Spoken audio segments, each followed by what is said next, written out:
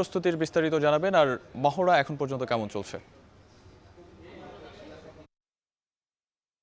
সাহাব, কিছুক্ষণ আগে কিন্তু এখানে অনুষ্ঠিত হলো সেনাবাহিনীর নেতৃত্বে যৌথ বাহিনীর নির্বাচনী মহড়া। আমি এই মুহূর্তে আছি নোয়াখালীর বেগমগঞ্জ সরকারি পাইলট উচ্চ বিদ্যালয়, এবং এখানে কিন্তু বাংলাদেশ সেনাবাহিনীর কেন্দ্রীয় যে মহড়া তারই অংশ হিসেবে নোয়াখালী, কুমিল্লা এবং ব্রাহ্মণবাড়িয়া তিনটি জেলাতে আজকে তাদের মহড়া অনুষ্ঠিত হবে। তার মধ্যে নোয়াখালীর পর্ব এখন প্রায় শেষ মুহূর্তে।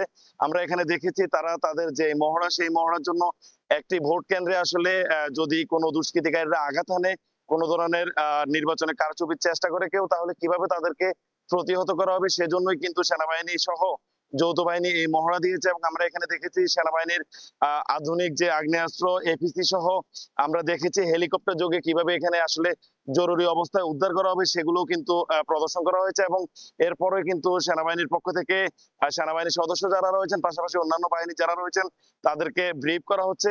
তো আমরা দেখেছি আসলে একটি ভোট কেন্দ্র যখন দখল করে নিয়ে যাবে, সেটি উদ্ধারে কিন্তু সেনাবাহিনী এবং যৌথ বাহিনী তারা কিভাবে মহড়া দিবে।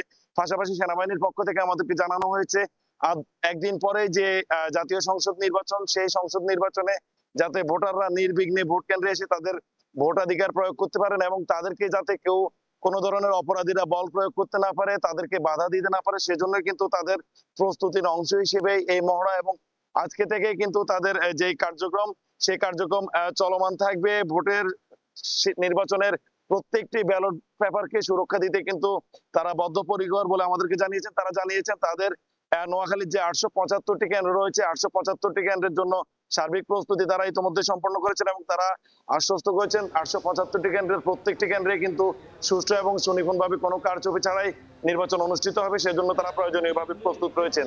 তো সাহেব, এই ছিল আসলে নোয়াখালী থেকে সেনাবাহিনীর যে মহড়া, সেটি নিয়ে আমার কাছে এখন পর্যন্ত সব শেষ।